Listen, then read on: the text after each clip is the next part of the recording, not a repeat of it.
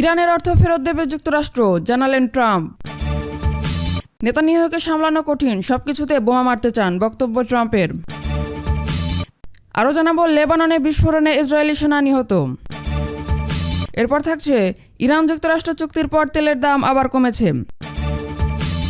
সর্বশেষ জানাবো, একদিন আগেই যুদ্ধবন্ধের সমঝোতা স্মারকে সই করলেন ট্রাম্প, জানালেন পেজেশকিয়ান। দর্শক, এতক্ষণ শুনছিলেন সংবাদ শিরোনাম, এখন শুনবেন বিস্তারিত। তবে তার আগে অনুরোধ থাকবে, ভিডিওটিতে একটি লাইক দিন এবং কমেন্ট করে জানিয়ে দিন কোথা থেকে বা কোন জেলা থেকে আমাদের এই ভিডিওটি দেখছেন বা শুনছেন। আর আমাদের চ্যানেলে নতুন হয়ে থাকলে অবশ্যই চ্যানেলটি সাবস্ক্রাইব করুন। ইরানের জব্দ করা অর্থ যুক্তরাষ্ট্রকে ফেরত দিতে হতে পারে বলে মন্তব্য করেছেন মার্কিন প্রেসিডেন্ট ডোনাল্ড ট্রাম্প। তার ভাষ্য, ওই অর্থ যুক্তরাষ্ট্রের নয়, বরং ইরানের। তার মতে, ইরানের অর্থ ফেরত না দিলে ডলারে কেউ বিনিয়োগ করবে না। একই সঙ্গে তিনি জানিয়েছেন, ইরান চুক্তির শর্ত মেনে চললে দেশটির পুনর্গঠন এবং অর্থনৈতিক উন্নয়নে বড় অঙ্কের বিনিয়োগের পথও খুলে যেতে পারে। বুধবার G7 সম্মেলন শেষে ফ্রান্সে এক সংবাদ সম্মেলনে ডোনাল্ড ট্রাম্প কথা বলেন। মার্কিন প্রেসিডেন্ট বলেন, যুক্তরাষ্ট্র ইরানের বিপুল পরিমাণ অর্থ জব্দ করে রেখেছে এবং তা শেষ পর্যন্ত ফেরত দিতে হবে। ট্রাম্প বলেন, আমরা তাদের অনেক অর্থ নিয়েছি এবং সেই অর্থ আমাদের কাছে রয়েছে। তিনি বলেন, এটা আমাদের অর্থ নয়, এটা তাদের অর্থ। আমরা একসময় এটি জব্দ করেছিলাম। আমার মনে হয় আমাদের তা ফেরত দিতেই হবে, কারণ যদি আমরা তা ফেরত না দিই তাহলে কেউ আর কখনোই ডলারে বিনিয়োগ করবে না। ইলেকট্রিকভাবে সই করা হয়েছে। এতে সব ফ্রন্টে সামরিক অভিযান বন্ধ করা, হরমুজ প্রণালী পুনরায় খুলে দেওয়া এবং নিষেধাজ্ঞা শিথিলের সঙ্গে সংশ্লিষ্ট ইরানের পারমাণবিক কর্মসূচি নিয়ে আলোচনার পথ তৈরি হয়েছে। চুক্তি স্বাক্ষরের আনুষ্ঠানিক অনুষ্ঠান শুক্রবার সুইজারল্যান্ডে হওয়ার কথা রয়েছে।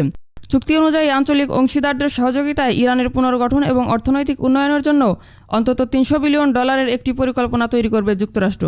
তবে এই অর্থ সরাসরি যুক্তরাষ্ট্র দেবে না বলে স্পষ্ট করেছেন ট্রাম্প। তিনি বলেন, আমরা কোনো অর্থ দিচ্ছি না, তারা সঠিকভাবে আচরণ করলেই কেবল এটি সম্ভব হবে। তারা যদি সঠিকভাবে চলে এবং কেউ বিনিয়োগ করতে চায় তাহলে বিনিয়োগ করতে পারবে। এই $300 বিলিয়ন তহবিলও সেই শর্তের সঙ্গে সম্পর্কিত। সবকিছু নির্ভর করবে তারা কি করছে তার উপর। ট্রাম্প আরও বলেন, আরেকটি বিষয় মনে রাখতে হবে, যখন আপনারা $বিলিয়ন কথা বলেন তখন মনে রাখতে হবে তাদের $1 ট্রিলিয়ন বেশি ক্ষতি হয়েছে।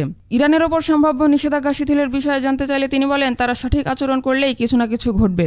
যুক্তরাষ্ট্র প্রকাশিত 14 দফা সমঝোতা স্মারকে বলা হয়েছে, চূড়ান্ত চুক্তির অংশ হিসেবে নির্ধারিত সময়সূচি অনুযায়ী ইরানের বিরুদ্ধে সব ধরনের নিষেধাজ্ঞা প্রত্যাহারের উদ্যোগ নেবে ওয়াশিংটন। এর মধ্যে রয়েছে জাতিসংঘ নিরাপত্তা পরিষদের প্রস্তাব, আন্তর্জাতিক পরমাণু শক্তি সংস্থার বোর্ড অব গভর্নর্সের সিদ্ধান্ত এবং যুক্তরাষ্ট্রের একতরফা আরোপিত সব ধরনের প্রাথমিক এবং গৌণ নিষেধাজ্ঞা।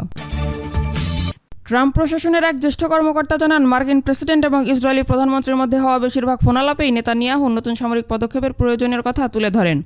এ ধরনের আলোচনায় ট্রাম্প ধীরে ধীরে ক্লান্ত হয়ে পড়েছেন বলেও জানান ওই কর্মকর্তা। তার ভাষায়, নেতানিয়াহু প্রেসিডেন্টকে বোঝান কেন কোনো স্থানে হামলা চালানো দরকার, কেন ইসরায়েলি গোয়েন্দারা তা করতে সক্ষম এবং কখন তা করা উচিত। প্রেসিডেন্ট এসব শোনেন। প্রায় প্রতিটি ফোনালাপই একই ধরনের হয়। দক্ষিণ লেবাননে হিজবুল্লাহর পেতে রাখা একটি বিস্ফোরক ডিভাইসের বিস্ফোরণে এক ইসরায়েলি সেনা নিহত হয়েছেন। এছাড়া আহত হয়েছেন আরও 7 জন। আহতদের মধ্যে কয়েকজন জ্যেষ্ঠ সামরিক কর্মকর্তাও রয়েছেন। এক প্রতিবেদনে টাইমস অফ ইসরায়েল জানিয়েছে, নিহত সেনার নাম মাস্টার সার্জেন্ট আলেকজান্ডার ফিলিন। তিনি হাইফা শহরের বাসিন্দা এবং 36তম ডিভিশনের সদর দপ্তরে কর্মরত ছিলেন। IDF জানায়, স্থানীয় সময় বিকেল 5টার দিকে 36তম ডিভিশনের উপকমান্ডার, তার ফরওয়ার্ড কমান্ড টিম এবং অন্যান্য সেনারা লিতানি নদীর তীর ধরে চলার সময় বিস্ফোরণের শিকার হন। আহতদের মধ্যে রয়েছেন 36তম ডিভিশনের উপকমান্ডার, 556তম ট্রান্সপোর্ট রেজিমেন্টের একটি ব্যাটালিয়নের কমান্ডার এবং আরও এক রিজার্ভ সেনা। তাদের অবস্থা মাঝারি ধরনের গুরুতর। এছাড়া একজন সক্রিয় যুদ্ধরত সেনা, 2 জন রিজার্ভ সেনা এবং একজন নারী সেনা সদস্য হালকা আহত হয়েছেন। IDF জানিয়েছে, আহতদের হাসপাতালে ভর্তি করা হয়েছে এবং তাদের পরিবারের সদস্যদের বিষয়টি জানানো হয়েছে। প্রাথমিক তদন্তে ধারণা করা হচ্ছে বিস্ফোরণটি হিজবুল্লাহর পেতে রাখা একটি বিস্ফোরক ডিভাইসের কারণে ঘটেছে। তবে ঘটনার বিস্তারিত কারণ এখনও তদন্তাধীন। ঘটনার পর এই এলাকায় হিজবুল্লাহর অবকাঠামো লক্ষ্য করে গোলাবর্ষণ করেছে ইসরায়েলি বাহিনী। ইরান ও যুক্তরাষ্ট্রের মধ্যে একটি অন্তর্বর্তীকালীন চুক্তি স্বাক্ষরের পর আন্তর্জাতিক বাজারে অপরিশোধিত জ্বালানি তেলের দাম কমেছে। রয়টার্সের খবর অনুযায়ী, দুই দেশের মধ্যে উত্তেজনা কমানো, কৌশলগতভাবে গুরুত্বপূর্ণ হরমুজ প্রণালী পুনরায় চালু করা এবং ইরানের ওপর থেকে মার্কিন নিষেধাজ্ঞা শিথিলের লক্ষ্যেই এই চুক্তি করা হয়েছে। বৃহস্পতিবার ব্রেন্ট ক্রুডের দাম ব্যারেল প্রতি 89 সেন্ট বা 1.12% কমে দাঁড়িয়েছে $78.66। একই সঙ্গে যুক্তরাষ্ট্রের ওয়েস্ট টেক্সাস ইন্টারমিডিয়েট তেলের দাম 98 সেন্ট বা 1.28% কমে হয়েছে $75.8 $1.81। বিশ্লেষকরা বলছেন, চুক্তির ফলে ইরানি তেল দ্রুত বিশ্ববাজারে ফিরে আসার সম্ভাবনায় বাজারে বিক্রির চাপ বেড়েছে। 14 দফার এই সমঝোতায় আগামী 60 দিনের মধ্যে চূড়ান্ত চুক্তির পথ খোলা রাখা হয়েছে। এছাড়া হরমুজ প্রণালী দিয়ে জাহাজ চলাচল স্বাভাবিক করার উদ্যোগ নেওয়া হবে। তবে চুক্তিতে ইরানের পারমাণবিক কর্মসূচির মতো স্পর্শকাতর বিষয়গুলো এখনকার মতো স্থগিত রাখা হয়েছে। পাশাপাশি ইরানের পুনর্গঠনে $300 বিলিয়ন আর্থিক সহায়তা পরিকল্পনাও রাখা হয়েছে। আন্তর্জাতিক জ্বালানি সংস্থা সতর্ক করে বলেছে, মধ্যপ্রাচ্যের তেল সরবরাহ পুরোপুরি স্বাভাবিক হয়ে গেলে 2027 সালে বিশ্ববাজারে তেলের অতিরিক্ত সরবরাহ দেখা দিতে পারে। যুদ্ধবন্ধের জন্য স্থায়ী চুক্তিতে যেতে সমঝোতা স্মারকে সই করেছেন যুক্তরাষ্ট্রের প্রেসিডেন্ট ডোনাল্ড ট্রাম্প এবং ইরানের প্রেসিডেন্ট মাসুদ পেজেশকিয়ান। ফ্রান্সের রাজধানী প্যারিসের ভার্সাই প্রাসাদে এই সমঝোতা স্মারকে সই করেন ট্রাম্প।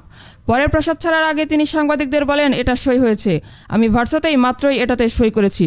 বিশ্বের উন্নত দেশগুলোর জোট G7 এর শীর্ষ সম্মেলনে অংশ নিতে ট্রাম্প ফ্রান্স সফরে রয়েছেন। ট্রাম্পের সমঝোতা স্মারকে সই করার একটি ছোট্ট ভিডিও সামাজিক যোগাযোগ মাধ্যম এক্সে পোস্ট করেছেন ফরাসি প্রেসিডেন্ট এমানুয়েল মাখো। তিনি পোস্টে লেখেন, প্রেসিডেন্ট ট্রাম্প ভার্সায় আজ রাতে ইরান এবং যুক্তরাষ্ট্রের মধ্যকার চুক্তিতে সই করেছেন। ইরানের পক্ষ থেকেও আজ বৃহস্পতিবার দেশটির প্রেসিডেন্ট সমঝোতা স্মারকে সই করার বিষয়টি নিশ্চিত করা হয়েছে।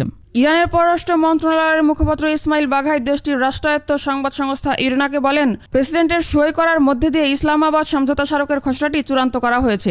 এখন এই চুক্তির বাস্তবায়ন যাচাই করার সময় এসেছে।